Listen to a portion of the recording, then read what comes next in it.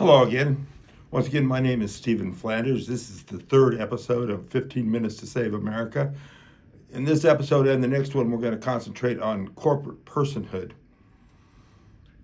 Now, the reason I looked at the free press being controlled by corporations or being controlled by the rich in the last one is because the wealthy controlling the press is how come we never heard about corporate personhood back in the day, and it's only in modern times that we've become aware of the issue. Well, the way the country was founded had a pretty good dynamic in how it covered corporations. The founders saw a real threat of monopoly and some of them thought to put a prohibition as one of the amendments to the Bill of Rights, and they were overruled by the rest of the Congress, and they left it to the states to charter corporations, thinking that corporations were a good thing that could be controlled at the state level. This is not against corporations. I think corporations are a good idea. The best analogy I know, the best example of it, is railroads. You set up an LLC, which is called a limited liability corporation, because without that, anybody that invests in a railroad might be liable for all the damage that a railroad might cause. And a train going through a densely populated city carrying a bunch of toxic waste gets derailed, and the liability could be huge. And because of that, nobody was willing to invest in it. A limited liability corporation makes the people that invest only liable for the amount of money they've invested and not their entire life savings. That's also then why railroads were required to be insured, to have other ways of financing any kind of catastrophe like that. But because of the LLC, people would come forward with money, build the railroads, which benefited the community. And so that's one example. Various kinds of industry, various kinds of corporations really were a good idea. And that good structure we had fell apart in 1886. There was a case out of California, Southern Pacific Railroad versus Santa Clara County, wherein the court kind of declared that corporations are persons. The book that covers it is this one by Tom Hartman. I can't recommend it highly enough. It's Unequal Protection, the Rise of Corporate Dominance and the Theft of Human Rights. The clerk of the court, which was a fairly prestigious position at that time, he held the copyright on the transaction, on the rulings of the court. He included in a heading the idea that corporations are persons. That then got incorrectly cited as precedent in a number of cases, and the mistake was never really discovered. The next editions of the law journals, the recordings of the Supreme Court, were no longer held by that clerk. They no longer had that in it, and so people tracing out why did this precedent get used couldn't even find. It was Mr. Hartman's book, once again, that traced that out and gives us a good idea of how corporate personhood came into being. The big thing about it is it did away with many good laws that the states had. Before corporate personhood, there were state laws that required that there be no political contributions from corporations. There were laws in some states that required there be no lobbying by any corporate representative. Corporations couldn't own stock in other corporations, so you didn't have dummy corporations, you didn't have all this conglomerations. Okay, many states had laws that if you incorporated, you had to have open books, and so that the state legislature could look at your books, make sure that you were staying to your chartered purpose. It was illegal for corporations in some states to own property that weren't related directly to their chartered purpose. In some states, no one could sit on the board of more than one corporation.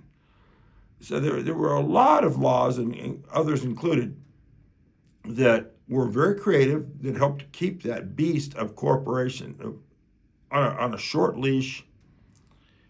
And then in 1886, because it was declared that corporations are persons. Using the 14th Amendment, it was reasoned that corporations could only be regulated in ways that private individuals could be regulated. All persons under the 14th Amendment, all persons have to receive equal treatment and equal protection of the law. So once corporations were declared to be persons, they had to receive the same benefits, the same protections, and couldn't be regulated any more than individuals. Well, individuals don't want to have open books. They don't want to have everything they're doing open to the perusal of the authorities. You didn't want to have a law against private individuals donating to a campaign or lobbying. And so all those laws got declared unconstitutional in pretty short order, which is why by the time the 1890s rolled around, you started seeing the rise of monopolies. That's the reason we had the robber baron era. That's why Standard Oil and all the others turned into interstate corporations that could just go where they wanted, become more powerful than state governments. And that was, like I say, all based on the reasoning out of the 14th Amendment. Now, the most important thing to remember about incorporation and why it is a good idea is that incorporation is not something that occurs in nature. Corporations are an unnatural being created by the community, really, through the auspices of local and state government. You get the privilege of incorporating, and the privilege was always based on the idea that this corporation is being given this privilege because they are going to benefit the community. So that often when a corporation started being too much of a profiteer, started abusing people, started abusing the environment, the local people in either the locality or in the state could rise up and just say, we don't want them to have that privilege anymore, and their charter could be revoked. That's a good way to deal with it, okay? Not after 1886. After 1886, any kind of revoking of corporate charters became considered unconstitutional.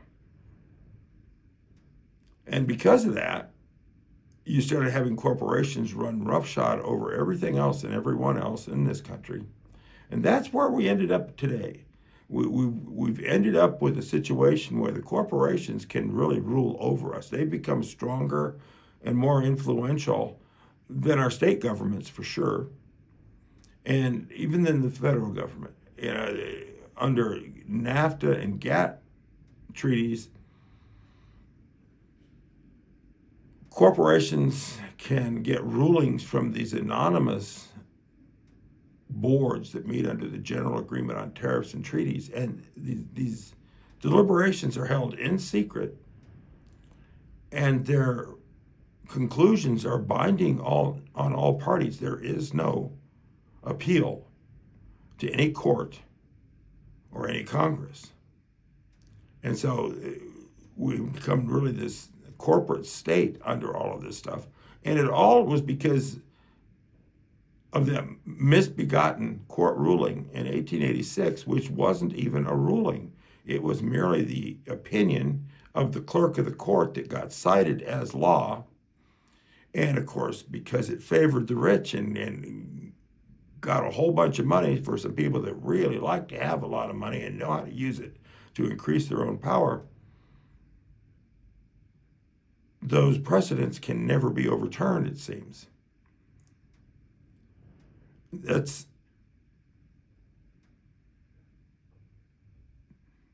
So, in conclusion, in this episode, and I'm going to put another episode together next. It's going to be episode 4 of 15 Minutes to Save America. That's going to look into how much better off we would be and how feasible it is to revoke corporate personhood and return to the system we had before. But the final point today is basically the establishment of corporate personhood was the first great usurpation by the federal government of powers from the state and local governments. They usurped from the people in their local communities the powers of economic self-government economic self-determination. We could no longer say how we wanted corporations to do business. We could no longer make the decision whether or not they were benefiting the community, and therefore whether or not we were going to continue to extend that benefit to them. They got to keep it no matter what, as long as they didn't run afoul of what the federal government was requiring. But of course, they get to lobby the federal government. They get to give all the money they want to federal office holders. And so it's really difficult for the federal government to be a vehicle to regulate and control corporations, which is even worse under GATT. It goes, these international organizations do it. So once again, I'm going to end up with showing kind of where to go to learn more about this. And thank you for listening. Be sure and share and follow or like or whatever you can do on the YouTube channel that you're watching this on. Thank you. Okay, once again, if you want to read ahead and find out everything that I'm getting ready to say, first of all, my blog is lifeinafascistcountry.blogspot.com. You can see that right there. It's got a lot of things besides this narrative. The specific post that starts you off on a series of blogs, and it really, it's a book-length thing. And that is lifeinafascistcountry.blogspot.com,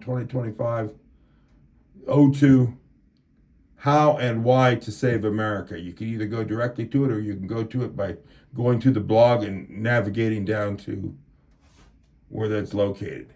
So far, we've gotten into Telegraph 1844, press control, and we're about halfway through corporate personhood in 1886. The rest of the, kind of giving you an overview of where we're going. I'm going to talk about the 16th and 17th Amendments that kind of grew out of corporate personhood. Government by experts that Woodrow Wilson introduced. Franklin Roosevelt. 1947 First Amendment got twisted out of all recognition. The loss of local community moral self-government, which I talked about in the very first episode. And we'll go much more in depth on the lost blessings of liberty and how much we would gain by reforming and refounding the country on the same basis, and how well it would serve us with much more diverse and, divided populace we have today. It would help bring us together and form us into a people, and form us into a much more freedom-loving people than we've ever seen, and how we can go about that with a true public forum. That's the conclusion. So, thanks for watching. Like I say, be sure and share this more than anything, because I'm not making any money, not looking to make any money, just looking to save the country. Hope you are too.